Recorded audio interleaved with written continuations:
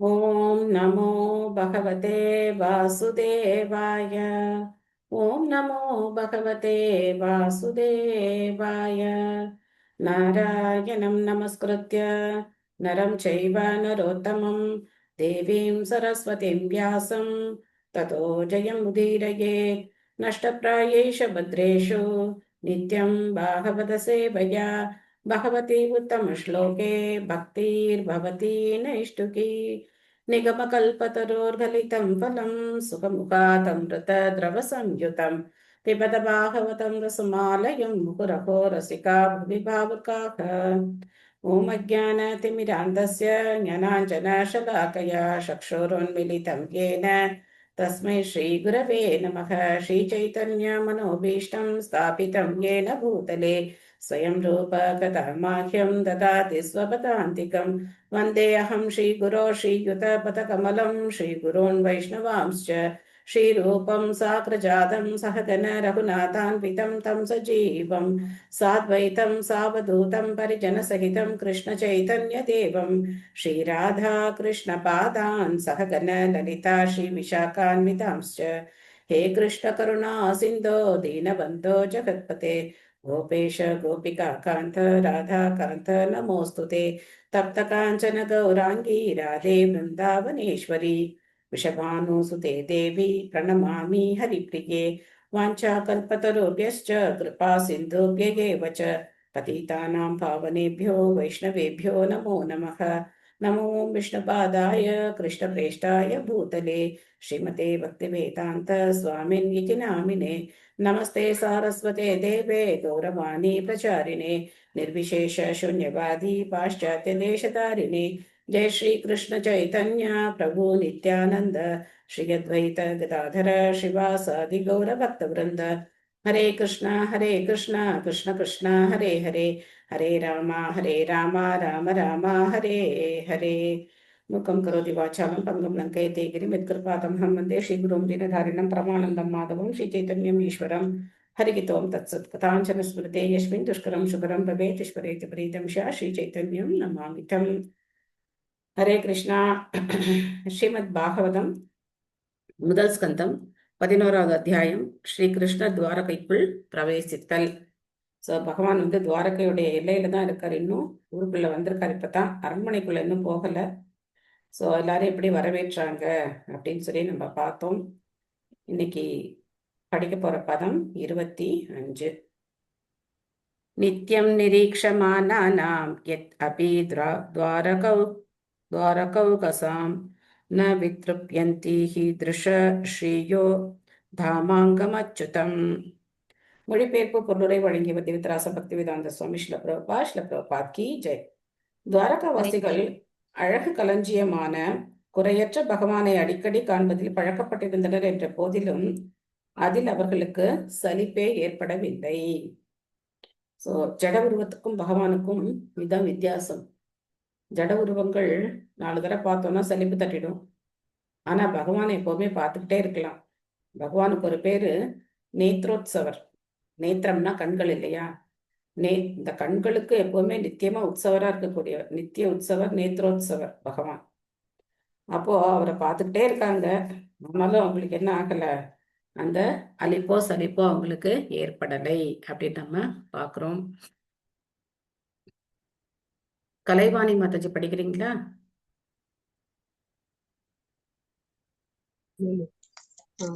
ஹரே கிருஷ்ணா மாதாஜி. ஹரே கிருஷ்ணா. சேல பிரபுபாதருக்கு ஜெய். பொருளுரை. தங்களது மாளிகைகளின் உச்சிக்கு ஏறி சென்ற துவாரகாபுரி பெண்கள் பகவானின் குறையற்ற அழகிய திருவுடலை இதற்கு முன் தாங்கள் பலமுறை கண்டித்திருப்பதை பற்றி ஒருபோதும் சிந்தித்து பார்க்கவில்லை. கண்டித்திருப்பதை இல்ல, கண்டிருப்பதை பார்த்துட்டு இருக்காங்க. சரிங்க சரிங்க. கண்டிருப்பதை பற்றி ஒருபோதும் சிந்தித்து பார்க்கவில்லை. பகவானை காண்பதில் அவர்களுக்கு திகட்டல் உண்டாகவில்லை என்பதையே இது குறிக்கின்றது. பௌதிக அழகு கொண்ட எதையும் சில முறைகள் காண்பதால் முடிவில் அது கவர்ச்சியற்றதாகி விடுகின்றது. இது திகட்டச் செய்யும் விதியாகும்.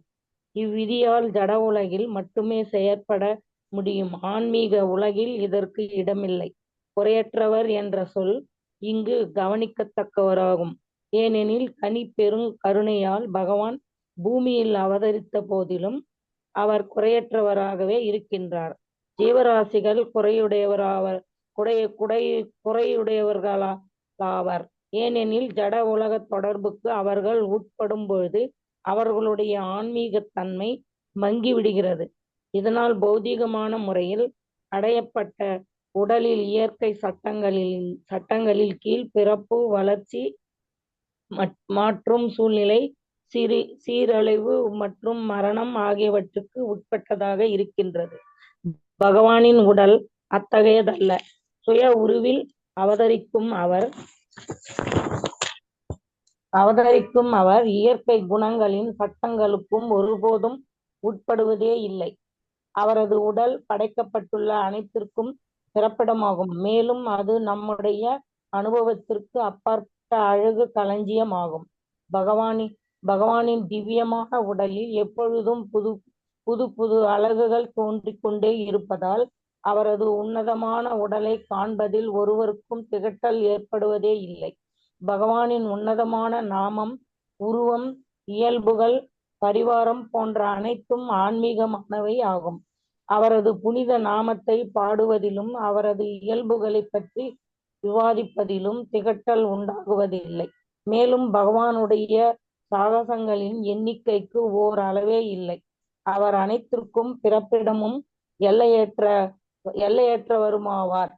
Hare Krishna Mataji. Thank you Hare Mataji. Krishna. Thank you Madhavi. Thank you. Hare Krishna.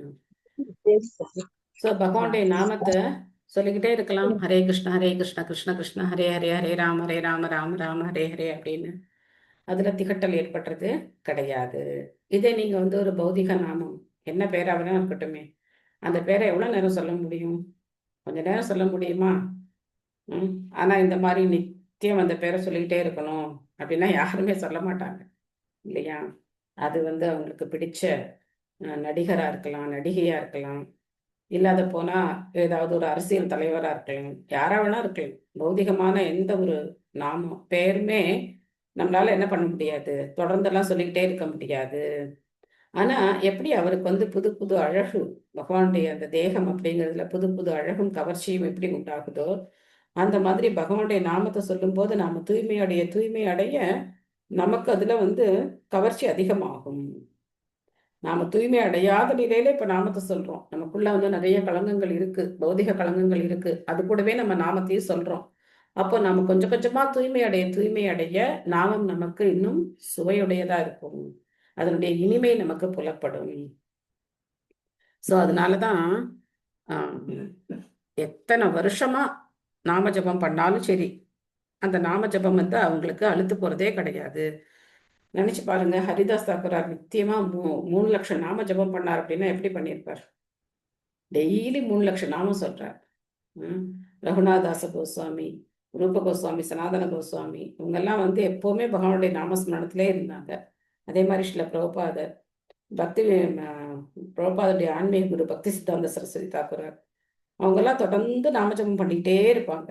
So அவங்களால நாமத்தை நிறுத்த முடியாது, நாமம் சொல்றதை நிறுத்த முடியாது. சைத்தன்ய மகாபிரபுடைய ஒரு லீலையில பார்த்தோம் அப்படின்னாக்க, சைத்தன்ய மகாபிரபுக்கு ஒரு அசிஸ்டன்ட் ஒருத்தர் இருக்கார், கோபால் அப்படின்னு ஒரு சின்ன வயசு ஒரு பிரபு அவருக்கு அசிஸ்டண்டா இருக்கார். அப்போ ஒரு சமயம் சைத்தன்ய மகாபிரபு என்ன பண்றாருன்னா, இந்த மாதிரி நாக்கை கடிச்சிட்டு இருக்கார், பல்லால நாக்கை கடிச்சுக்கிட்டு போறார். அப்போ அந்த கோபால் கேட்கிறார், மகாபிரபு எதுக்காக நீங்க இந்த மாதிரி நாக்கை கடிச்சிட்டு இருக்கீங்க அப்படின்னு கேட்கிறார். அப்போ மகாபிரபு சொல்ற, இந்த நாக்கு சும்மா இருக்க மாட்டேங்குது, எப்ப பார்த்தாலும் பகவானுடைய நாமத்தை சொல்லிக்கிட்டே இருக்கு, கொஞ்ச நேரம் கூட சொல்லாம இருக்க மாட்டேங்குது. நான் இப்போ வந்து போறது என்னுடைய இந்த காலை கடன்களை கழிக்க போறேன், இப்போ எப்படி நாம சொல்ல முடியும்? அதனால நான் நாக்கை கொஞ்சம் கண்ட்ரோல் பண்ணி கடிச்சு வச்சிட்டு இருக்கேன் அப்படின்னு சொல்றார். அப்போ அந்த கோபால் கேட்கிறார், நாமத்துக்கு எந்த விதமான ஒரு தோஷமும் கிடையாதே, எந்த நேரம் வேணா எப்ப வேணா எந்த நிலையில வேணா நாமத்தை சொல்லலாம் அப்படின்னு இருக்கேன், அப்போ ஏன் வந்து காலை கடன் கழிக்கும் போது நாம சொல்லக்கூடாது? எதுக்காக நீங்க நாக்க கடிச்சிட்டு இருக்கீங்க அப்படின்னு கேட்கும்போது அப்ப சித்திரமா பிரபு சொல்ற, நீதான் எனக்கு குரு அப்படின்னு. எனக்கு நீ போதனை பண்ணியிருக்கே, நீ எனக்கு குரு, கோபால் குரு அப்படின்னு அவருக்கு பேரு. மகாபிரபு பகவான் சாக்ஷா ஸ்ரீ கிருஷ்ணர். ஆனா தன்னுடைய பக்தர்களை பெருமைப்படுத்துறாரு இந்த மாதிரி. உம் ஆக என்ன இதுல நம்ம தெரிஞ்சுக்கிறோம்னா, நாமத்தை சொல்லாம இருக்க முடியாது அப்படிங்கிறவங்க கூட இருக்காங்க, அந்த மாதிரி இருக்கிறாங்க. ஆனா நமக்கு எப்படி இருக்கு, நாமத்தை சொல்லணும்னா தான் கஷ்டமா இருக்கு. ஆனா நம்மளும் பழக்கிக்கணும், நாமத்தை சொல்லி சொல்லி சொல்லி பழக்கிக்கணும். நாக்கு ஹரே கிருஷ்ண கிருஷ்ண கிருஷ்ண ஹரே ஹரே, ஹரே ராம ராம ராம ஹரே ஹரே அப்படின்னு. ஸோ பகவான் பௌதிக மாசுகளுக்கு உட்பட்டவர் கிடையாது. அதுக்கப்புறம் இந்த பொருளுரையில முக்கியமா பிரபா என்ன சொல்றாருன்னா, எந்த பௌதிகமான விஷயமா இருந்தாலும் சரி, அது 6 விதமான மாற்றங்களுக்கு உட்பட்டது. அது இயற்கை சட்டத்தின் கீழே 6 விதமான மாற்றங்களுக்கு உட்பட்டது. 6 விதமான மாற்றங்கள் என்ன? முதல்ல அது பிறக்குது, அதுக்கப்புறம் என்ன ஆகுது, அப்படி இருக்கு, அதுக்கப்புறம் வளர்ச்சி வளர்ச்சி அடையும் போது என்ன ஆகுது, மாற்றம் ஏற்படுது. அப்போ கொஞ்சம் கொஞ்சமா அது சீரழிகிறது. அதனுடைய அந்த உடல் அப்படிங்கிறது சீரழிஞ்சு கடைசியில அது மரணம் அடையுது. இந்த 6 விதமான மாற்றங்களுக்கு உட்படாதது யாருமே கிடையாது. எந்த ஜீவராசியும் சரி இந்த 6 விதமான மாற்றங்களுக்கு உட்பட்டுதான் ஆகணும் அப்படிங்கறத இங்க சொல்றார். அந்த மாதிரி கிடையாது பகவானுடைய உடல். பகவானுடைய உடல் முழுக்க முழுக்க ஆன்மீகமானது, சச்சிதானந்த விக்கிரகம் அப்படின்னு சொல்லப்படுது. நெக்ஸ்ட் ஸ்லோகம் 26. ஸ்ரீயோ நிவாசோ யஸ்யோர பானபாத்திரம் முகம் திருஷாம் பாகவோ லோகபாலானாம் சாரங்கானாம் பதாம்புஜம். பகவானின் மார்பு ஸ்ரீதேவியின் வசிப்பிடமாகும். நிலவை போன்ற அவரது முகம் அழகு பொருட்கள் எல்லாம் பருகிவிட விரும்பும் கண்களுக்கு அருந்தும் பாத்திரமாகும். அவரது கரங்கள் லோக பரிபாலனம் செய்யும் தேவர்களுக்கு இளைப்பாறும் இடங்களாகும். மேலும் அவரது தாமரை பாதங்கள் பெருமானை தவிர வேறெதையும் ஒருபோதும் பேசாத பாடாத தூய பக்தர்களின் புகலிடமாகும். ஸோ பகவான் அவருடைய அழகு இங்க வர்ணிக்கப்பட்டிருக்கு. முன்னாடியே சொன்னோம், பகவான் அவருடைய அழகு அப்படிங்கிறது நம்ம கண்களுக்கு விருந்து. அந்த அழகை தான் நம்ம பார்க்கணும், வேற எதுவும் நம்ம பார்க்க கூடாது.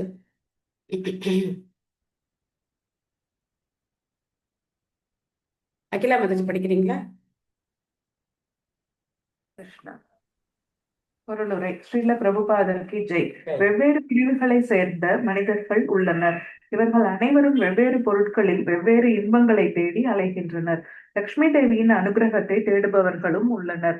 பகவானுடைய ஆன்மீக உலகமாகிய சிந்தாமணி தாமத்தில் ஸ்லோகம் படிக்கலையா மாதாஜி? ஸ்லோகம் இல்லையா உங்களுக்கு? இல்லையே மாதாஜி. ஓ ஓகே ஓகே, படிங்க. ஸ்லோகத்தை நீங்க படிக்கிறீங்களா மாதாஜி? எங்க புக்ல இருக்கு, ஸ்லோகம் இருக்கு.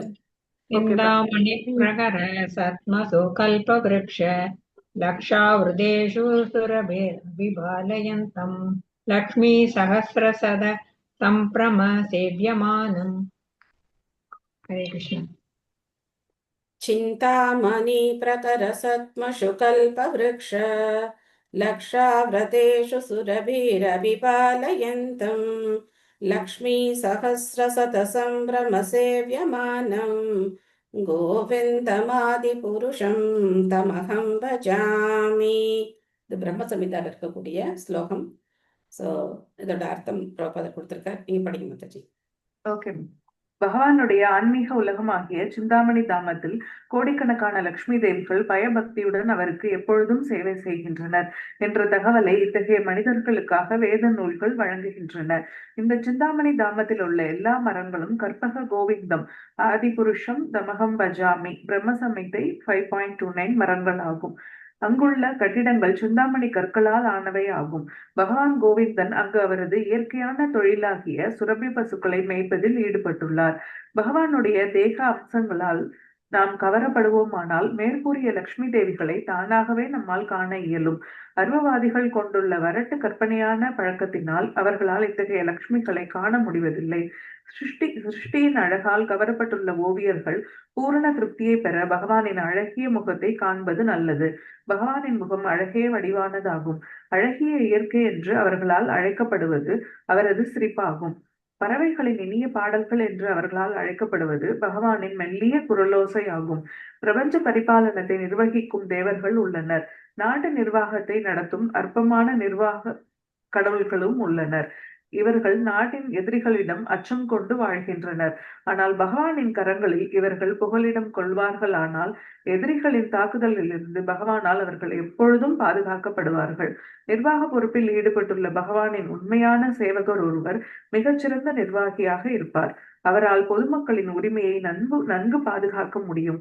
பெயரளவாக மட்டுமே உள்ள மற்ற நிர்வாகிகள் பிழைகள் செய்து மக்களை கடும் துன்பத்தை நோக்கி அழைத்துச் செல்கின்றனர். நிர்வாகிகளால் பகவானுடைய கரங்களின் பாதுகாப்பின் கீழ் பத்திரமாக இருக்க முடியும். அனைத்திற்கும் கருப்பொருளாக இருப்பவர் பரமபுருஷர் ஆவர். அவர் சாரம் என்று அழைக்கப்படுகிறார். மேலும் அவரை பற்றி பாடிக்கொண்டும் பேசிக்கொண்டும் இருப்பவர்கள் சாரங்கர்கள் அல்லது தூய பக்தர்கள் என்று அழைக்கப்படுகின்றனர். தூய பக்தர்கள் பகவானின் தாமரை பாதங்களை அடையவே எப்பொழுதும் ஆசைப்படுகின்றனர். தாமரையில் ஒரு வகை தேன் உள்ளது. அது பக்தர்களால் பக்தியுடன் சுவைத்து அனுபவிக்கப்படுகிறது. அவர்கள் எப்பொழுதும் தேனை தேடி அலையும் தேனீக்களை போன்றவர்கள் ஆவர். கௌடிய வைஷ்ணவ சம்பிரதாயத்தில் வரும் மிகச்சிறந்த பக்தரும் ஆச்சாரியருமான ஸ்ரீல ரூப கோஸ்வாமி தம்மை ஒரு தேனியுடன் ஒப்பிட்டு இந்த தாமரை தேனை பற்றிய ஒரு பாடலை இயற்றியுள்ளார். எம்பெருமானே கிருஷ்ணா, தங்களுக்கு எனது பணிவான வணக்கங்கள். தேனியை போன்ற என் மனம் தேனை தேடி அலைகிறது. எனவே தெய்வீகமான தேனுக்கு ஆதாரமாக உள்ள தங்களுடைய தாமரை பாதங்களில் தேனியை போன்ற என் மனதிற்கு ஓரிடத்தை அளிக்கும்படி வேண்டுகிறேன். பிரம்மாவை போன்ற மிகப்பெரிய தேவர்கள் பல ஆண்டுகளாக ஆழ்ந்த தியானத்தில் ஈடுபட்டிருந்த போதிலும் அவர்களால் உங்களுடைய தாமரை பாதங்களில் உள்ள நகங்களின் ஒளியை கூட காண முடியவில்லை என்பது எனக்கு தெரியும். இருப்பினும் ஓ குறையற்ற பகவானே, நீங்கள் சரணடைந்த பக்தர்களிடம் மிகவும் கருணை கொண்டவர் என்பதால் என்னுடைய ஆசையை நிறைவேற்ற வேண்டுகிறேன். ஓ மாதவா, தங்களுடைய திருவடி தொண்டை செய்வதிலும் எனக்கு உண்மையான விருப்பம் இல்லை என்பதும் எனக்கு தெரியும். ஆனால் பகவான் ஆகிய தாங்கள் நினைத்தற்கரிய சக்தி படைத்தவர் என்பதால் சாத்தியமற்ற செயலையும் தங்களால் செய்ய முடியும். தங்களுடைய தாமரை பாதங்கள் ஸ்வர்க்க ராஜ்யத்தின் அமிர்தத்தையும் ஏளனம் செய்யக்கூடியதாகும். அவற்றால் நான் மிகவும் கவரப்பட்டுள்ளேன். எனவே ஓ நித்திய புருஷரே, தயவு கூர்ந்து தங்களுடைய தாமரை பாதங்களில் என் மனதை நிலை பெற செய்யுங்கள்.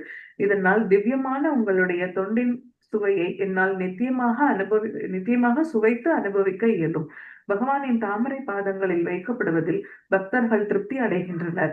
அவரது அழகிய முகத்தை காணவோ அல்லது வலிமை மிக்க அவரது கரங்களால் பாதுகாக்கப்படவோ அவர்கள் விரும்பவில்லை. இயற்கையாகவே அவர்கள் அடக்கம் உள்ளவர்களாக உள்ளனர். இத்தகைய அடக்கமுள்ள பக்தர்களிடம் பகவான் எப்பொழுதும் பாரபட்சம் கொண்டவராக இருக்கிறார். ஹரே கிருஷ்ணா. தேங்க்யூ மாதா. ஹரே கிருஷ்ணா. தேங்க்யூ மாதாஜி. ஸோ இந்த பிரம்ம சம்ஹிதா அப்படிங்கிறது பிரம்மதேவரால் இயற்றப்பட்டது. 3rd cantoல நம்ம பார்க்கலாம்.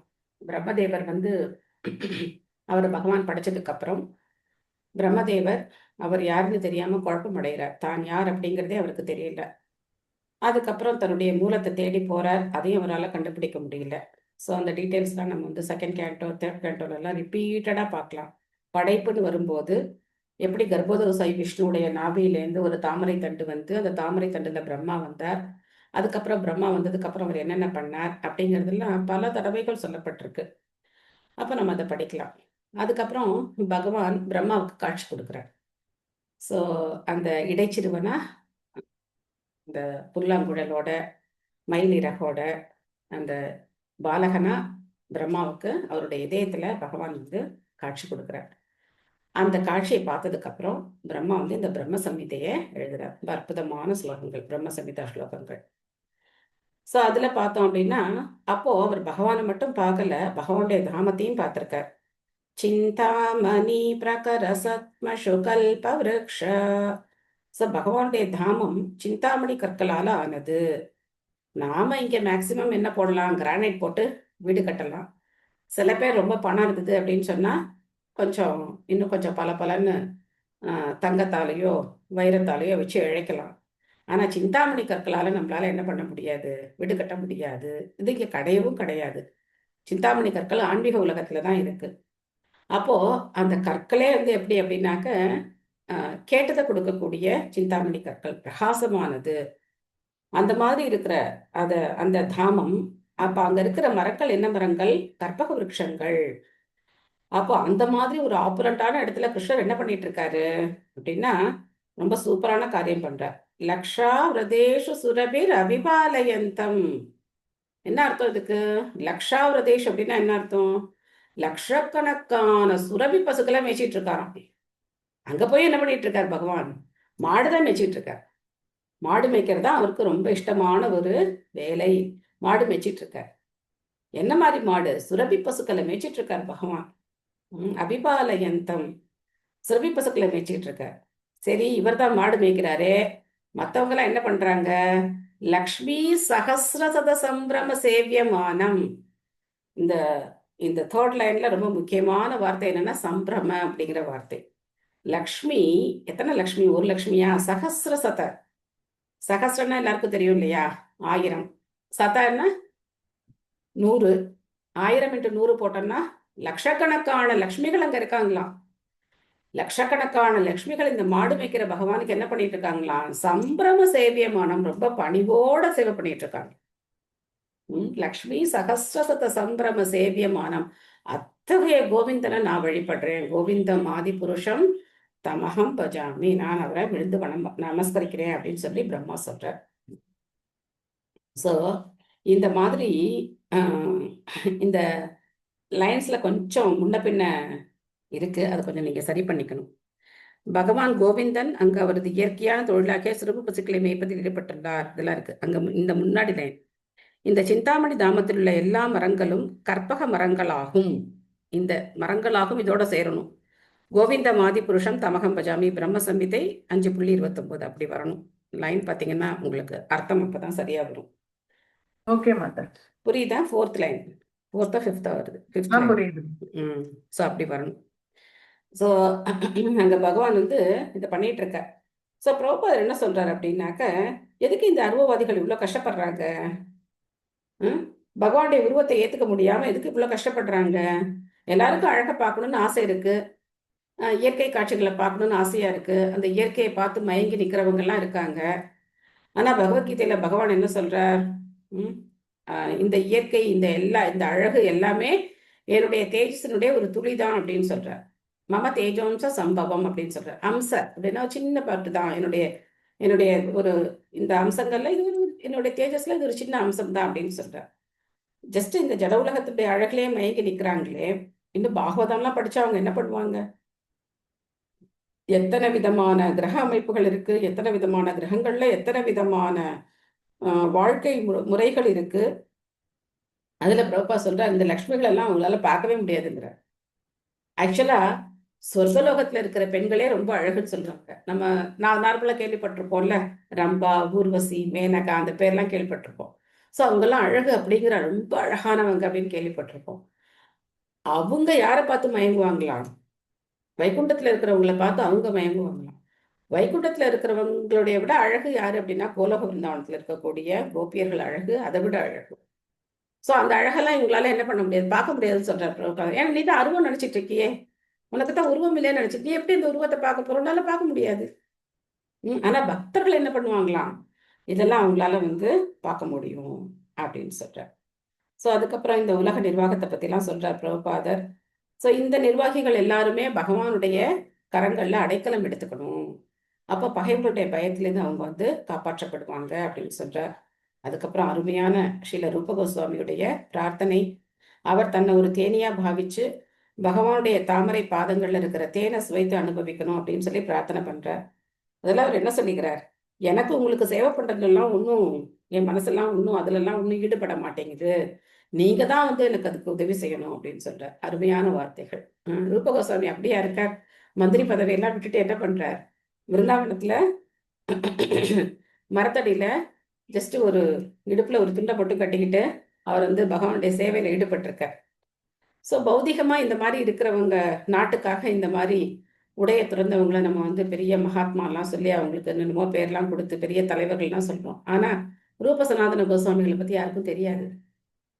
தெக்த்வா தோ நம சேஷ மண்டலபதி ஸ்ரீனிம் சதா துச்சவ பூத்வா தீன கணேஷ கருணயா கௌபீன கந்தாஸ்ருதோ கோபி பாவரசாமிருதாப்திலஹரி கல்லோலமக்னோ முகோ வந்தே ரூப சனாதனோ ரகுயுகோ ஸ்ரீஜீவ கோபாலகோ அப்படின்னு சொல்றாரு. தெக்த்வானா தூக்கி போட்டுருது, தெக்த்வா தூக்கி போட்டுருது. தெக்த்வா தேகம் புனர்ஜென்மன் படுத்தும், தெக்த்வான போட்டுருது வேண்டாம். தெத்வா என்ன பண்ணாங்களாம், அவங்க வந்து அசேஷ மண்டலபதினா மிகப்பெரிய அமைச்சர்கள், முதலமைச்சர்கள், நிதி அமைச்சர்கள், அந்த பதவியெல்லாம் தூக்கி போட்டாங்க. அப்படி தூக்கி போட்டு என்ன பண்ணாங்கன்னா, கௌபீன கந்தாஷ்ருதோ, கௌபீனம்னா வெறும கோமணம், ஒரு சின்ன இடுப்புல துண்டு, இதை கட்டிக்கிட்டு மரத்தடியில வந்து உட்காந்துட்டாங்க. எதுக்காக அப்படின்னா, பகவானுடைய அந்த உபதேசங்களை நமக்கு புரியுற மாதிரி நூல்கள் எழுதி கொடுத்துருக்காங்க. நிறைய கிரந்தங்களை எழுதியிருக்காங்க அவங்க. ஸோ அந்த மாதிரி அவங்க வந்து சைத்தன்ய மகாபிரபு பற்றிலாம் எழுதி கொடுத்துருக்காங்க. அதனால தான் நமக்கு இன்னைக்கு அந்த கிரந்தங்கள் எல்லாம் கிடைச்சிருக்கு. முக்கியமாக நான் சொல்லணும்னு நினைச்சது என்னன்னா, அதை விட்டுட்டேன். இந்த பிரம்ம சம்ஹிதா அப்படிங்கிறது கேரளால திருவட்டாறு அந்த கோவில்ல ஆதிகேசவ பெருமாள் கோவில்ல கிடைச்ச கிரந்தம். சைத்தன்ய மகாபிரபு தென்னிந்தியாவுக்கு யாத்திரை வர, அவர் வந்து சன்னியாசம் ஏற்றுக்கிட்ட போது தென்னிந்தியாவுக்கு யாத்திரை 2 வருஷம் தென்னிந்தியா பக்கம் யாத்திரை பண்றார். அப்போ கேரளால திருவட்டாறு கோவில்ல இந்த கிரந்தத்தை அவர் வந்து எடுக்கிறார். அங்கேருந்து அவருக்கு கிடைக்கிறது. அந்த நாள்லாம் அதெல்லாம் ரொம்ப கஷ்டம். ஒரு பாகவதம் கிடைக்கிறதோ, இந்த மாதிரி சாஸ்திரங்கள்லாம் கிடைக்கிறதுங்கிறது ரொம்ப ரொம்ப கஷ்டம். இன்னைக்கெல்லாம் என்ன பண்றாங்க, எல்லாத்தையும் ஆன்லைன்ல அப்படி இப்படி எல்லாம் வந்து நல்லா இப்போ நமக்கு எல்லாருக்குமே கிடைக்கிற மாதிரி ஈஸியா அக்சசபிளா இருக்கு. ஆனா அந்த நாள்லாம் ஓலைச்சுவடிகள்லாம் கிடைக்கிறது ரொம்ப கஷ்டம். ஏதோ ஒரு பிரதி இருக்கும், அவ்வளவுதான். அந்த ஒரு பிரதி எடுக்கிறது அப்படிங்கிறது அதை விட கஷ்டம். எப்படி ஒரு எழுத்து கூட மாறாம அப்படியே பிரதி எடுக்கணும், அப்படிலாம் பண்றது ரொம்ப கஷ்டம். அதனால ஒரு பாகவதம் கிடைக்கிறது அப்படிங்கிறதே ஒரு ஒரு 18,000 ஸ்லோகம் கொண்ட ஒரு ஓலைச்சுவடி கிடைக்கிறதே பெரிய கஷ்டம். அந்த மாதிரி இந்த பிரம்ம சம்ஹிதை, கிருஷ்ண கர்ணாமிர்தம் 2 சாஸ்திரங்கள் அங்கேருந்து வந்து கொண்டு வர கண்ணுன்னு சொல்லியிருக்கார். பிரம்ம சம்ஹிதையும் கிருஷ்ண கர்ணாமிர்தமும் அவ்வளவு முக்கியமானது அப்படின்னு சொல்லியிருக்கார். பிரம்ம சம்ஹிதையில பிரம்மா வந்து கிருஷ்ணர் தான் முழுமுதற் கடவுள் அப்படிங்கிறத ஒவ்வொரு ஸ்லோகத்திலையும் ஸ்தாபிக்கிறார். படைப்பை பத்தி சொல்றார், எல்லாத்த பத்தியும் சொல்றார். ஸோ இந்த மாதிரி அவருடைய பிரார்த்தனை, இந்த பிரார்த்தனைகளை நாம் மனசுல வச்சுக்கிட்டு பகவான் முன்னாடி போகும்போது நாமளும் இந்த மாதிரி பிரார்த்தனை பண்ணலாம். சிதாத பத்ர வியஜனைருபஸ்கிருதः பிரசூன வர்ஷைர் அபிவர்ஷித பதி பிஷங்கவாச வனமாலயா பவோ கன யதார்கோடுப சாபவைத்யுதைஹி. பகவான் துவாரகையின் புதுச்சாலையில் சென்ற பொழுது வெண்குடையொன்று அவருடைய தலையை சூரிய ஒளியிலிருந்து பாதுகாத்து வெள்ளை இறகுகளை கொண்ட விசிறிகள் அரைவட்டமாக அசைந்தன. மேலும் சாலையின் மேல் மலர்கள் பொழிந்தன. அவரது மஞ்சள் நிற ஆடைகளும் மலர் மாலைகளும் காண்பதற்கு இருண்ட மேகம் ஒன்றை சூரியன், சந்திரன், மின்னல் மற்றும் வானவில் ஆகியவை ஒரே நேரத்தில் சூழ்ந்து கொண்டதை போல் காணப்பட்டன. இதை விட யாராவது ஒரு கவிதை எழுதினாங்க அப்படின்னா அவங்கள நம்ம என்ன பண்ணலாம், பாராட்டலாம். என்ன ஒரு அழகு பாருங்க, என்ன ஒரு அழகு பாருங்க. சிதாத பத்திர, ஆத்தபத்திரம் அப்படின்னா குடை, அது எப்படி இருக்கு? சிதாத்த பத்திர அப்படின்னா வெண்குடை. வியஜனைர் உபஸ்கிருதः பிரசூனே வர்ஷைர் அபிவர்ஷித பதிஹி பிஷங்க வாச வனமாலயா வபோ. பாகவதம் இருக்கே, அமிர்தம் அமிர்தம் அமிர்தம், திகட்டாத அமிர்தம். இந்த மாதிரி ஒரு வர்ணனை கிடைக்க முடியுமா? பிஷங்க அப்படின்னாக்கா அவருடைய அந்த மஞ்சள் நிற பட்டாடை. வனமாலையா, பகவான் வந்து வனமாலை அணிஞ்சிருக்கார். வனமாலி சங்கி சக்ரி சனந்தகி ஸ்ரீமன் நாராயணோ விஷ்ணு வாசுதேவோ அபிரக்ஷது அப்படின்னு சொல்லப்படுறார். வனமாலை போட்டிருக்கார். அந்த மாதிரி பகவானுடைய அழகு இங்க வந்து எல்லாம் சேர்ந்து பார்க்க முடியுமா? சூரியன், சந்திரன், மின்னல், வானவில், இது எல்லாத்தையும் ஒரே நேரத்துல பார்க்க முடியுமா நம்மளால? பகவானுடைய தோற்றம், அவருக்கு பண்ற அந்த உபச்சாரங்கள் எல்லாம் சேர்ந்து இந்த மாதிரி ஒரு அழகான காட்சியை வந்து பார்க்க முடியுது அப்படின்னு சொல்லி இங்க சொல்லப்பட்டிருக்கு. சுபமலர் மாதாஜி படிக்கிறீங்களா? எஸ் மாதாஜி. ஹரே கிருஷ்ணா. ஹரே கிருஷ்ணா. பொருளுரை. சூரியன், சந்திரன், வானவில் மற்றும் மின்னல் ஆகியவை ஒரே நேரத்தில் ஆகாயத்தில் தோன்றுவதில்லை. சூரியன் இருக்கும் பொழுது சந்திர ஒளி அற்பமானதாக மாறிவிடுகிறது. மேலும் மேகங்களும் ஒரு வானவில்லும் இருக்கும் பொழுது மின்னல் தோன்றுவதில்லை. பகவானின் தேக வர்ணம் புத்தம் புதிய மலைமேகத்தை போன்றதாகும். இங்கு அவர் மேகத்துடன் ஒப்பிடப்படுகிறார். வெண்சாமரத்தின் அசைவு நிலவுடன் ஒப்பிடப்படுகிறது. மலர்களின் பொழிவு நட்சத்திரங்களுடன் ஒப்பிடப்படுகின்றன. அவரது மஞ்சள் நிற ஆடைகள் வானவில்லுடன் ஒப்பிடப்படுகின்றன. இவை அனைத்தும் ஒரே நேரத்தில் ஆகாயத்தில் தோன்றுவது சாத்தியமல்ல. ஆனால் பகவானுடைய நினைத்தற்கரிய சக்தியினால் சாத்தியமற்றதும் சாத்தியமாக்கப்படுகிறது. ஆனால் துவாரகாபுரியின் சாலைகளில் அவர் செல்லும் பொழுது அழகு மிகுந்த ஒரு சூழ்நிலை உருவாக்கப்பட்டது. அதை இயற்கை அற்புதத்தை பற்றிய வர்ணனை தவிர வேறெதனுடனும் ஒப்பிட முடியாது. நன்றி மாதாஜி. ஹரே கிருஷ்ணா. ஹரே கிருஷ்ணா. எதுக்காக பகவானுடைய அம்சங்கள் எல்லாம் இயற்கையோட ஒப்பிட்டு சொல்லப்பட்டிருக்கு அப்படின்னா, இயற்கையோட அழகு பெருசுங்கிறதுக்காக கிடையாது. நமக்கு அதுதான் தெரியும். இதுக்கு மேல நமக்கு ஏதாவது சொன்னா புரியாது நமக்கு, இல்லையா? ஒரு தாமரையை நம்ம பார்த்திருப்போம். பகவானுடைய கண்கள் தாமரை மாதிரி இருக்கும் அப்படின்னா, தாமரையை பார்க்கும்போது ஓ பகவானுடைய கண்கள் தாமரை மாதிரி இருக்கும் அப்படின்னு நம்ம நினைச்சுக்கலாம். நமக்கு தெரியாத, நம்ம பார்க்காத ஒரு விஷயத்தோட எப்படி ஒப்பிட்டு சொல்ல முடியும்? அதனாலதான் சூரிய சந்திரன்களோட, வானவில்லோட நம்ம இயற்கையை பார்க்கிறோம். பட் இந்த இயற்கையோடைய அழகு பெருசு கிடையாது. இதை விட பெருசு என்னது? பகவானுடைய அழகு. அதனாலதான் இங்க பிரபுபாதா எப்படி சொல்லியிருக்காரு பாருங்க. அதை இயற்கை அற்புதத்தை பற்றிய வர்ணனை தவிர வேற எதோடும் ஒப்பிட முடியாது. ஏன்னா நமக்கு புரியாது. வேற எதோட ஒப்பிட்டு சொன்னா நமக்கு அது புரியாது. பகவான் இப்படி அழகா இருப்பார் அப்படின்னு சொன்னா எப்படி அழகா இருப்பார், என்ன அழகா இருப்பார், நம்மளால கற்பனை பண்ண முடியாது. சோ அந்த இயற்கையை சொல்லி நம்ம பார்க்க, நமக்கு தெரிஞ்ச விஷயங்களை சொல்லி நமக்கு இதை புரிய வைக்கிறாங்க. முகுந்தமாலா சோஸ்திரத்துல 2வது சோஸ்திரம், ஜெயத்து ஜெயத்து தேவோ தேவகி நந்தனோயம், ஜெயத்து ஜெயத்து கிருஷ்ண விருஷ்ணி வம்ச பிரதீபக, ஜெயத்து ஜெயத்து மேக ஷியாமல கோமளாங்கோ, ஜெயத்து ஜெயத்து பிருத்திவி பார நாசோ முகுந்தா அப்படின்னு பாடுறார். அதுல இந்த வார்த்தை பாருங்க, மேக ஷியாமல கோமளாங்கோ. பகவான் கார்மேக வண்ணன், கமலக்கண்ணன் அப்படிதான் நம்ம சொல்லுவோம். சோ அந்த மாதிரி கார்மேக நிறத்தோட பகவான் இருக்கார். அவருடைய மஞ்சள் நிற பட்டாடை, அப்படி 2 பக்கமும் அந்த வெண் சாமரம் வீசுற அந்த நிலவு மாதிரி அது போயிட்டு வருதான். அவருடைய அந்த மஞ்சள் பட்டாடை வானவில் மாதிரி இருக்கான். அங்கேந்து பொழிகிற மலர்கள் எப்படி இருக்கான், நட்சத்திரங்கள் மாதிரி இருக்கான். இந்த மாதிரி ஒரு அற்புதமான ஒரு காட்சியோட பகவான் என்ன பண்றார், அந்த துவாரகா வீதியில அப்படி வரார். பிரவிஷ்டஸ்து கிருஹம் பித்ரோ பரிஷ்வக்த ஸ்வமாத்ருபிஹி பவந்தே சிரசா சப்த தேவகி பிரமுகா முதா. அவரது தந்தையின் வீட்டிற்குள் புகுந்ததும் அவரது உண்மையான தாயான தேவகியை தலைமையாக கொண்ட தாய்களால் அவர் தழுவி கொள்ளப்பட்டார். பகவானும் தமது தலையை அவர்களுடைய பாதங்களில் வைத்து அவர்களை வணங்கினார். வசுதேவருக்கு பல மனைவிகள் அப்படின்னு நம்ம பார்த்தோம். சோ தேவகி தான் கிருஷ்ணருடைய அம்மா. ஆனாலும் அவருடைய வசுதேவருடைய மற்ற மனைவிகள், அப்புறம் அங்க இருக்கிற மூத்த பெண்கள் எல்லாரையுமே தாயாத்தான் பாக்குறார். எல்லாருமே தாயாத்தான் பகவான் பாக்குறார். அவங்க எல்லாம் பகவானை ரொம்ப ஆசையா கிருஷ்ணரை தழுவிக்கிறாங்க.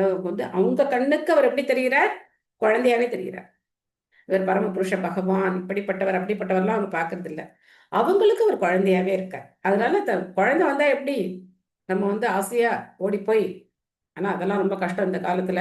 எந்த உதாரணமும் சொல்ல முடியாது, இல்லையா? சில நாள்ல இருக்கும், ஆசையா இருப்போம். ஸ்கூல் விட்டு வந்தோடனே அம்மா அப்படின்னு ஓடி, சாம இரு, இவ்வளவு வேலை இருக்கு எனக்கு அப்படின்னு நம்ம சொன்னாலும் சொல்லுவோம், இல்லையா? அது ஓடி வரும் ஆசையா. இல்ல நம்ம ஆசையா போனா அது என்ன பண்ணும், எனக்கு சாக்லேட் வேணும் அப்படின்னு அழுதுகிட்டே வரும். சோ ஏதாவது ஒரு இடர்பாடு இருந்துகிட்டே இருக்கும். ஆனா அன்புல இந்த இடர்பாடெல்லாம் இருக்கக்கூடாது. அன்பு அப்படின்னா உண்மையிலேயே அன்பா இருக்கணும். ஊர்ல இருந்து வரும்போது ரொம்ப ஆசையா என்ன வாங்கிட்டு வந்த, அது வர அவசரத்துல நானும் ஒண்ணும் வாங்க முடியல போ, அப்ப என்னாச்சு, அன்பு உடனே போயிடும். ஏதாவது வாங்கிட்டு வந்தா என்ன இருக்கும், அன்பு இருக்கும். வாங்கிட்டு வரலையா, அன்பு போச்சு. எங்க போச்சு அந்த அன்பு? இல்ல, நீ ஃபாரின்ல இருந்து வந்தேன்னா எனக்கு ஏதாவது வாங்கிட்டு வந்திருக்கணும்ல, எனக்கு எதுவுமே வாங்கிட்டு வரல அப்படின்னா அப்ப அன்பு போச்சு. அந்த மாதிரி இருக்கு நம்மளுடைய அன்பு.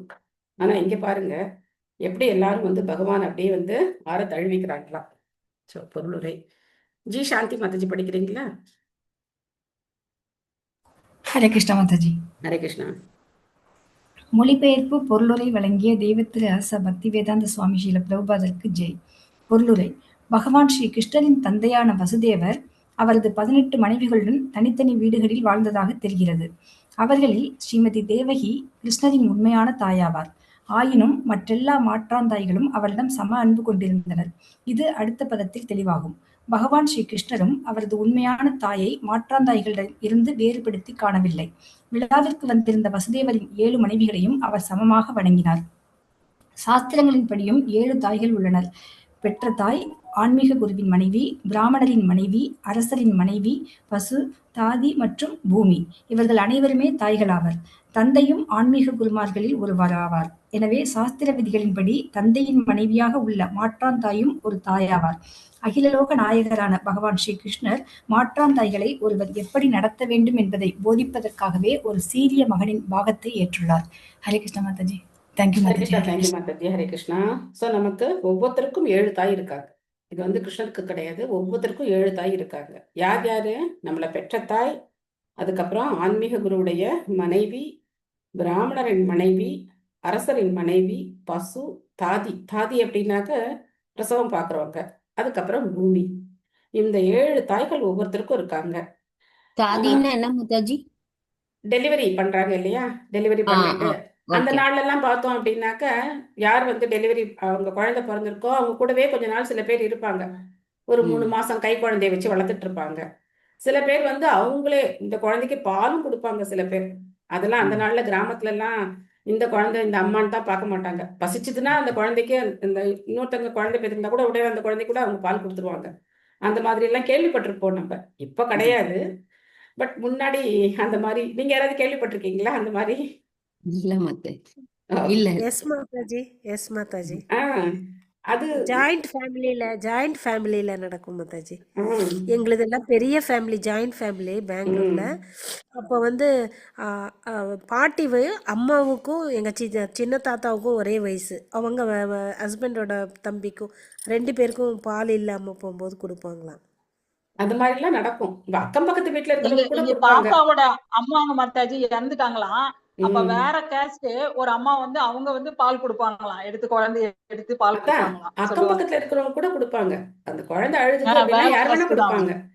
அதே மாதிரி கண்ணுல ஏதாவது பிரச்சனை அப்படின்னா தாய்ப்பால் கேட்டா அது யார் வேணா கொடுப்பாங்க. அது கேள்விப்பட்டிருக்கேன் மாதாஜி. அது ஏதோ ஆஹ் அந்த சங்குல வந்து கொஞ்சம் பால் கொஞ்சம் பால் கொடுத்து வாங்கிட்டு அது போவாங்க. கண்ணுல வந்து போட்டாங்கன்னா அது சரியா அது போகும். அது கேள்விப்பட்டிருக்கேன். கொடுப்பாங்க. அதே மாதிரி குழந்தைக்கும் தாய்ப்பால் கொடுத்துருவாங்களாம். அந்த குழந்தை ஆ, அழுகுது அப்படின்னு சொன்னா யார் வேணா எடுத்து பால் கொடுத்துருவாங்களாம்.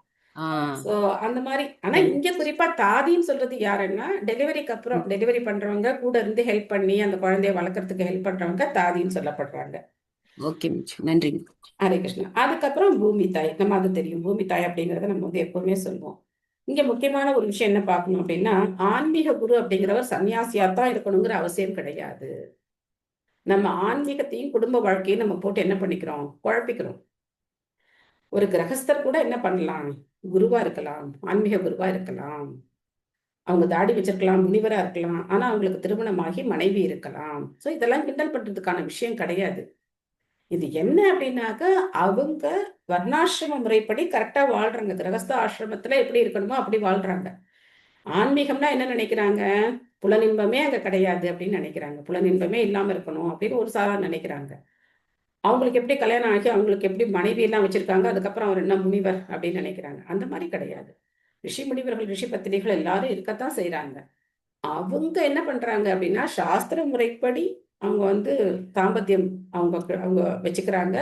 அது மூலமா நல்ல ஒரு வாரிசுகளை அவங்க வந்து பெற்றெடுக்கிறாங்க. அதனால ஆன்மீக குரு அப்படிங்கிறவர் ஒரு சன்னியாசியாத்தான் இருக்கணுங்கிற அவசியம் கிடையாது. அவருக்கு மனைவி, குடும்பமும் இருக்கலாம். அதுக்கப்புறம் பிராமணரின் மனைவி. பிராமணரின் மனைவி அப்படின்னா பொதுவானவங்க.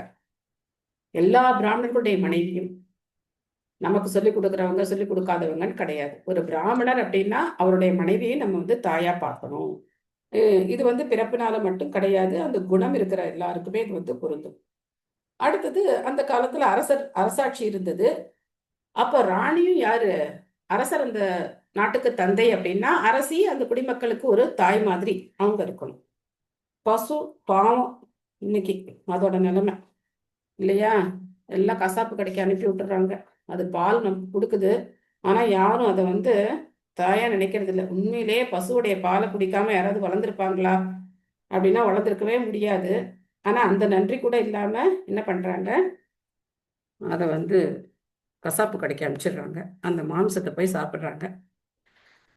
ताः पुत्रम् अङ्गमारोप्य स्नेहस्नुतपयोधराः हर्षविह्वलितात्मान शिशिखர் நேத்ரஜைர்ஜலைः.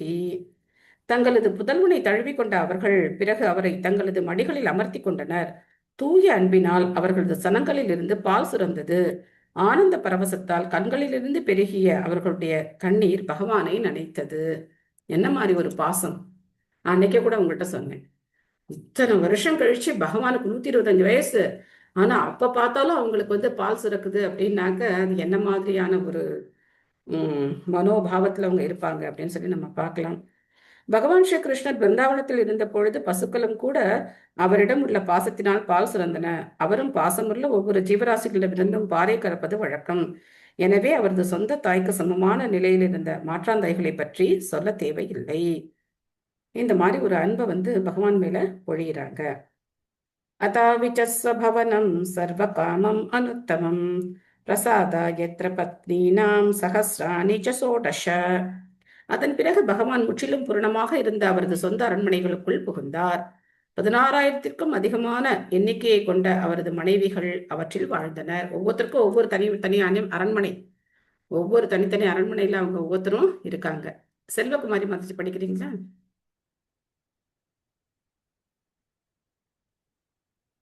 செல்வகுமாரி மாதாஜி. எஸ் மாதாஜி படிக்கிறேன். ஹரே கிருஷ்ணா. ஹரே கிருஷ்ணா. ஸ்ரீல பிரபுபாதருக்கு ஜெய். பகவான் ஸ்ரீ கிருஷ்ணருக்கு 16,108 மனைவிகள் இருந்தனர். அவர்களில் ஒவ்வொருவருக்கும் தேவையான சுற்றுச்சுவர் மற்றும் தோட்டம் ஆகியவற்றுடன் தேவையான எல்லா சாமான்களுடன் கூடிய ஒரு அரண்மனை இருந்தது.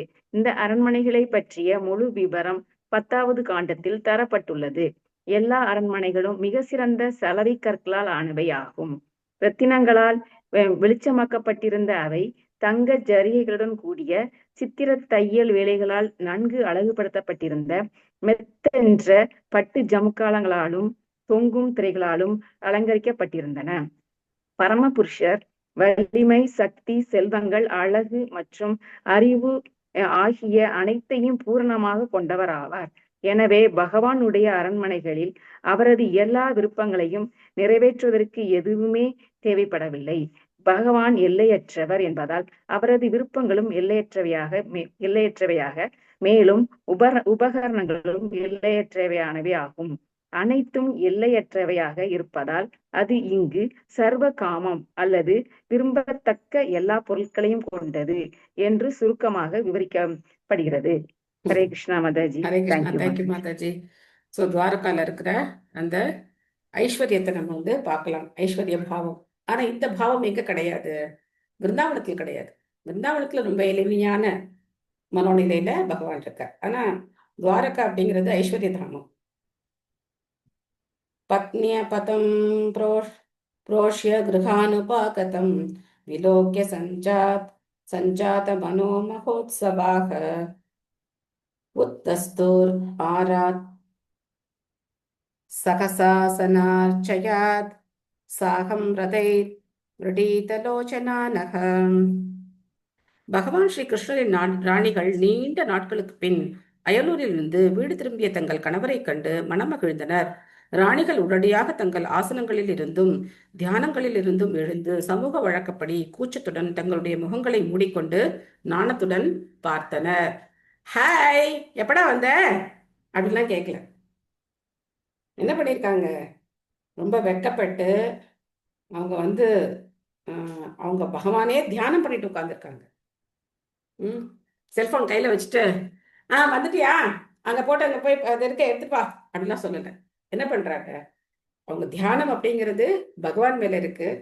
பட் அந்த தியானத்துல பார்த்த அதே பகவான் நேர பார்க்கும் போது அவங்களுக்கு இயற்கையாவே அந்த கூச்சம், அந்த வெட்கம் எல்லாமே வருது.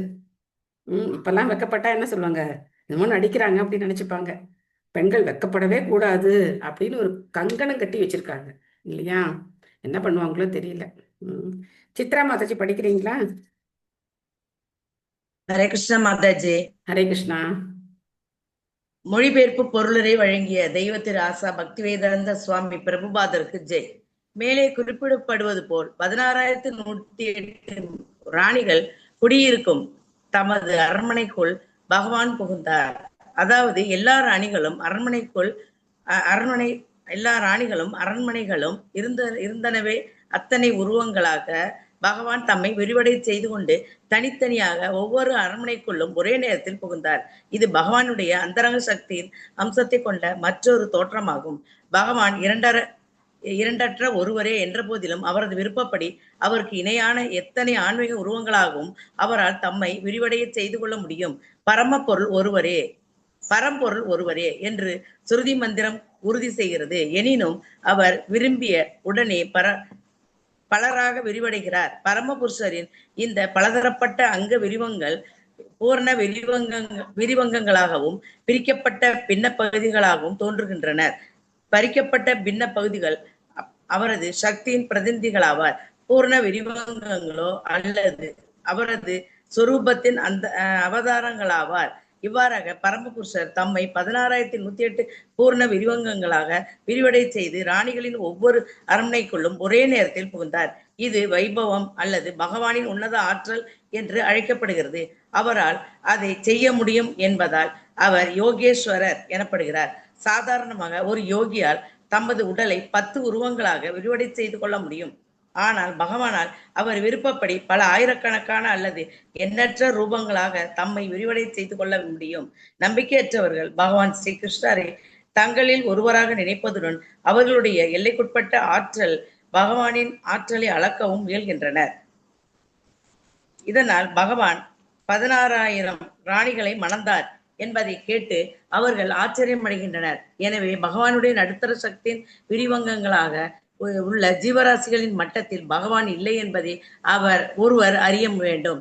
சக்திக்கும் சக்தியின் உரிமையாளருக்கும் இடையில் உள்ள குண ஒற்றுமையில் மிக குறைந்த வேறுபாடே உள்ளது என்றாலும் சக்தியையும் சக்தியின் உரிமையாளரையும் ஒருபோதும் சமமாக பாவிக்கவே கூடாது. ராணிகளும் கூட பகவானுடைய அந்தரங்க சக்தியின் விரிவுகளே ஆவர். இவ்வாறாக சக்திகளும் சக்தியின் உரிமையாளரும் நித்தியமாக உன்னத இன்பங்களில் பரிமாறிக்கொள்கின்றனர். இது பகவானின் திருவிளையாடல்கள் எனப்படுகிறது. எனவே பகவானுடைய மனைவிகளின் எண்ணிக்கையை அறிந்து ஒருவர் ஆச்சரியப்படக்கூடாது. மாறாக 16,000 கோடி மனைவிகளை பகவான் திருமணம் செய்து கொண்டாலும் எல்லையற்றதும் முடிவற்றதுமான அவரது சக்தியை அவர் முழுமையாக வெளிப்படுத்தவில்லை என்பதை ஒருவர் ஒப்புக்கொள்ள வேண்டும்.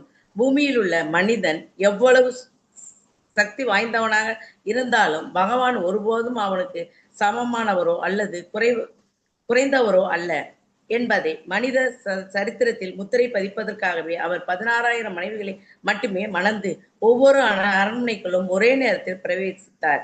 எனவே பகவானுக்கு சமமானவரோ அல்லது அவரை விட உயர்ந்தவரோ ஒருவரும் இல்லை.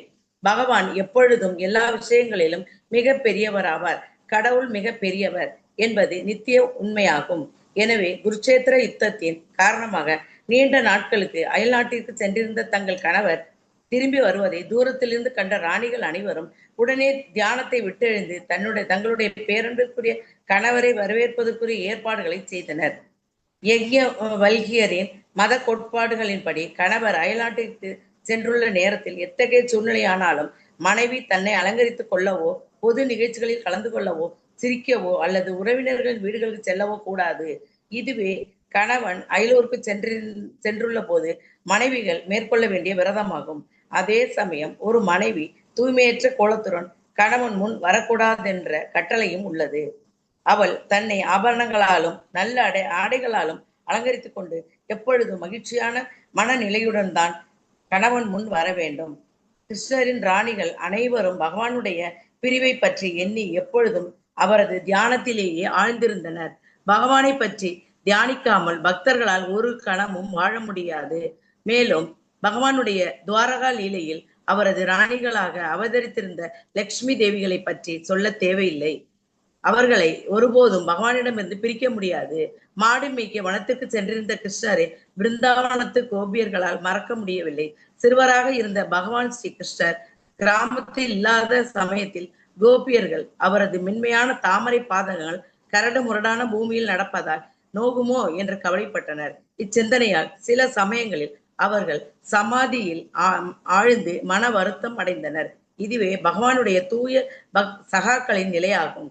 அவர்கள் எப்பொழுதும் சமாதியில் இருந்தனர். எனவே பகவான் இல்லாத நேரத்தில் ராணிகளும் சமாதி நிலையில் ஆழ்ந்திருந்தனர்.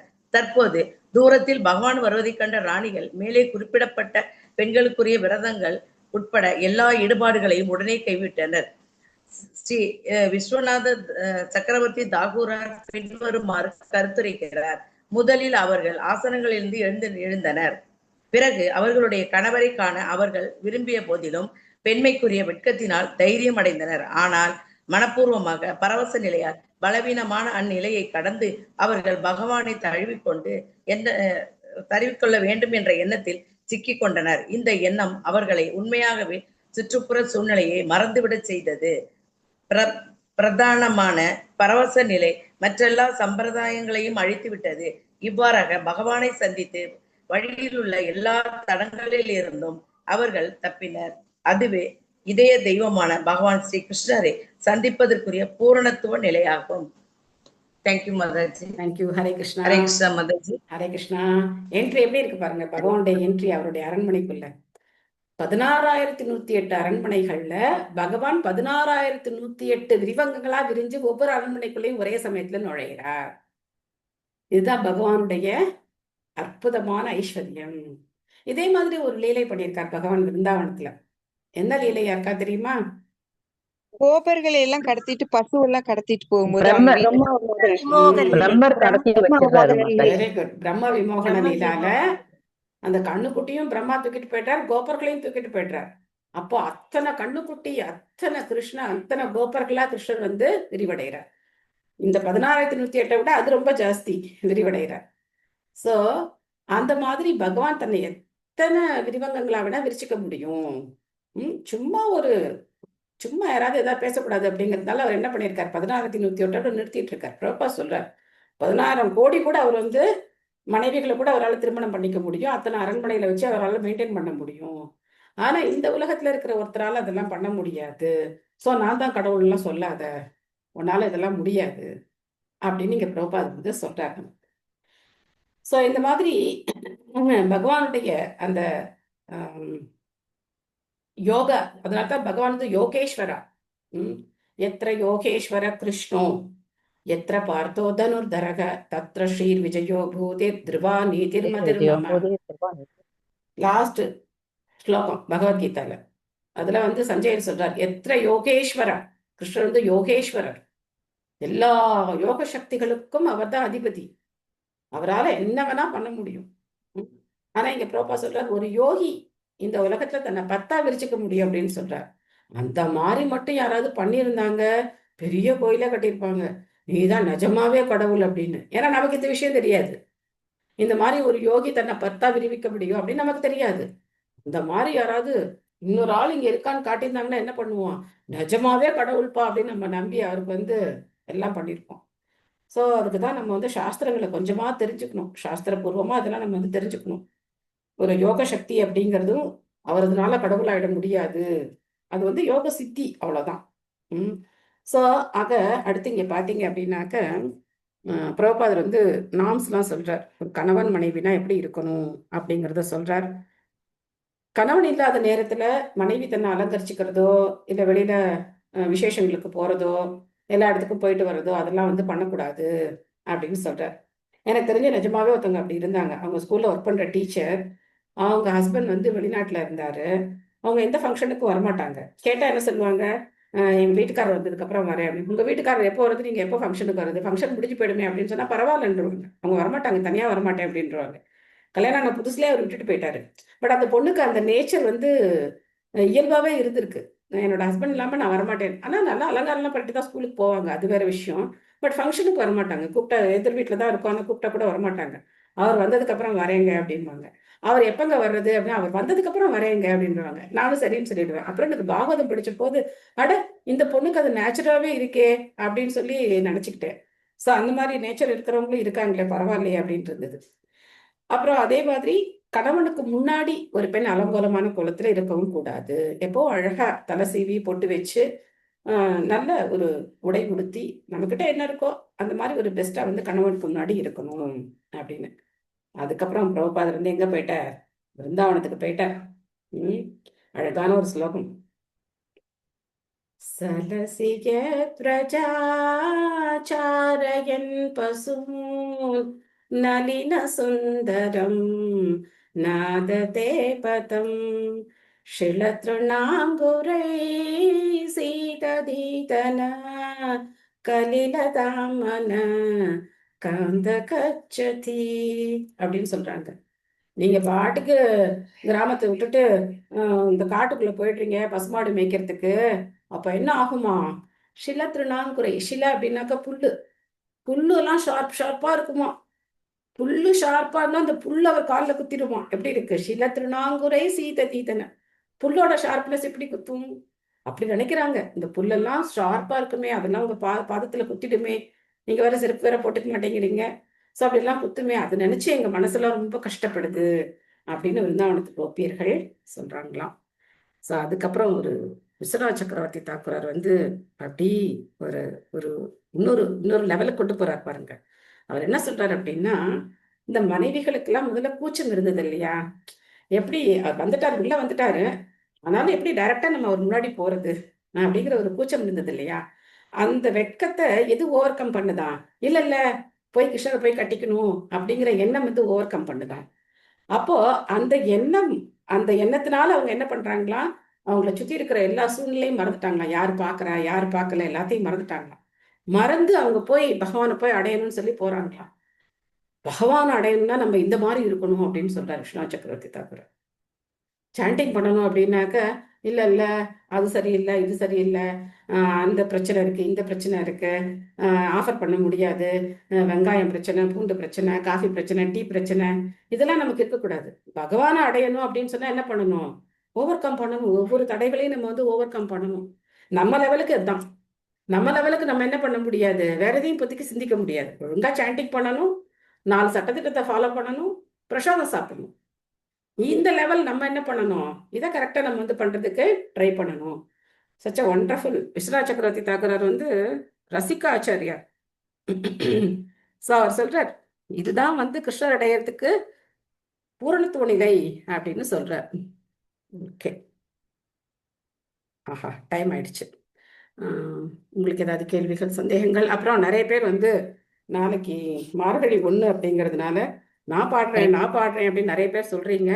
ஸோ அதனால ஒவ்வொரு நாள் ஒவ்வொருத்தர் பாடுங்க.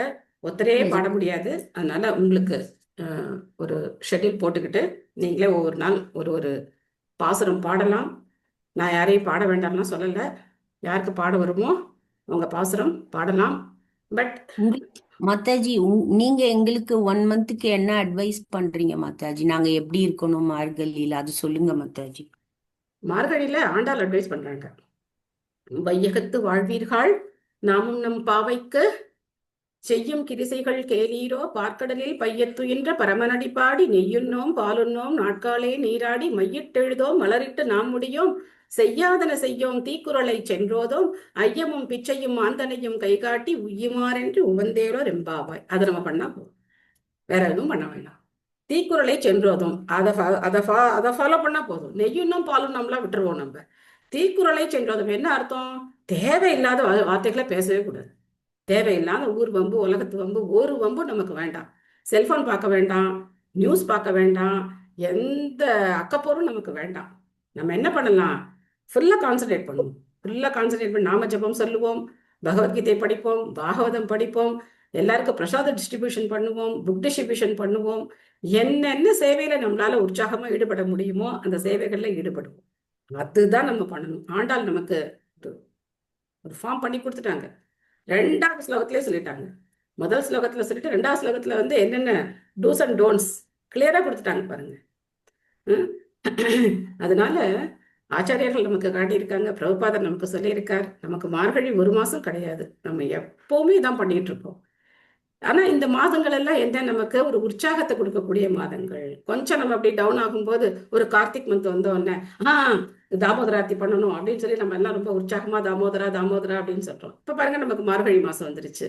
ஸோ இது மாதிரி ஒவ்வொரு நாள் ஏகாதசி இந்த மாதிரி நாட்கள்ல எல்லாம் பகவான் நமக்கு ஒரு எக்ஸ்ட்ரா பூஸ்ட் வந்து கொடுக்குறாரு. அந்த மாதிரி கொடுத்து நம்மளை கொஞ்சம் உற்சாகப்படுத்தி விட்டுறாரு. இல்லைன்னா நம்ம சொயின்னு போயிடுவோம் அப்படின்னு சொல்லிட்டு நம்ம என்ன பண்றாரு, பூஸ்ட் பண்ணி விட்டுறதுக்கு தான் இந்த மாதங்கள்லாம் நமக்கு கொடுக்கப்பட்டிருக்கு. ஸோ அற்புதமான மார்கழி மாதம். முடிஞ்சவங்க பக்கத்துல இருக்கிற பெருமாள் கோவிலுக்கு போய் பகவானை போய் தரிசனம் பண்ணுங்க. நித்தியம் பகவானை தரிசனம் பண்ணணும். ஓகே நிச்சயமா பகவானை மாதாஜி. தரிசனம் பண்ணணும். அது வந்து ஒரு ஒரு மஸ்ட் டியூட்டியா வச்சுக்கணும். பக்கத்துல பெருமாள் கோயில் இருந்ததுன்னா பெருமாள் கோயிலுக்கு போய் பெருமாளை தரிசனம் பண்ணணும். அதை வந்து ஒரு ஓகே மஸ்டா வச்சுக்கணும். அந்த மாதிரி சின்ன ஓகே சின்ன விஷயங்கள் உங்களால என்னென்ன ஃபாலோ பண்ண முடியுமோ, இப்போ நீங்க 16 ரவுண்ட்ஸ் பண்ணலைன்னா 16 ரவுண்ட்ஸ் பண்ணணும் அப்படின்னு வச்சுக்கலாம்.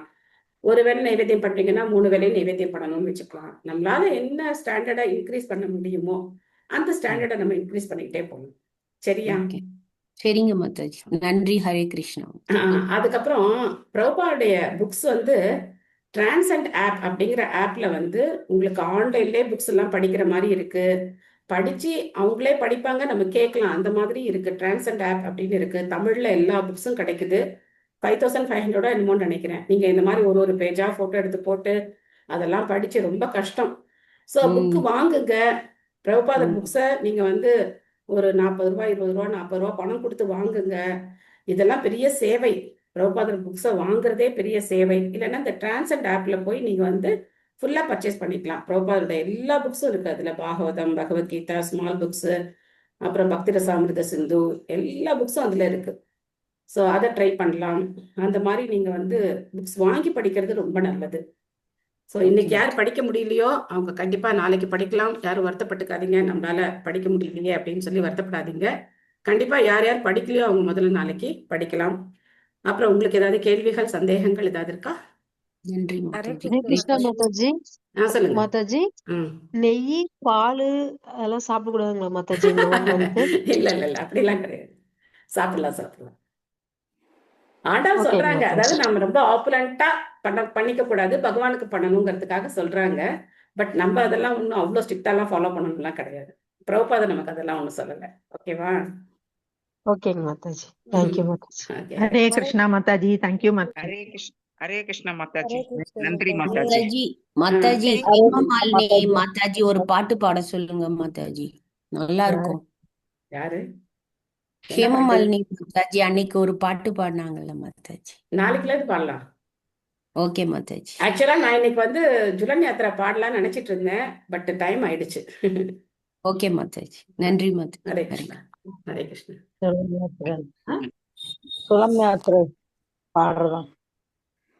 ஹரே கிருஷ்ணா ஹரே கிருஷ்ணா கிருஷ்ண கிருஷ்ணா ஹரே ஹரே, ஹரே ராம ராம ராம ஹரே ஹரே. ஹரே கிருஷ்ணா மாதாஜி. ஹரே ஹரே கிருஷ்ணா. கிருஷ்ணா. ஹரே ஹரே கிருஷ்ணா. தேங்க்யூ. ஹரே கிருஷ்ணா. ரெண்டு கொடுத்துருவோமா? ஹரே கிருஷ்ணா ஹரே கிருஷ்ணா கிருஷ்ண கிருஷ்ணா ஹரே ஹரே, ஹரே ராம ராம ராம ஹரே ஹரே. Thank you all. ஹரே கிருஷ்ணா.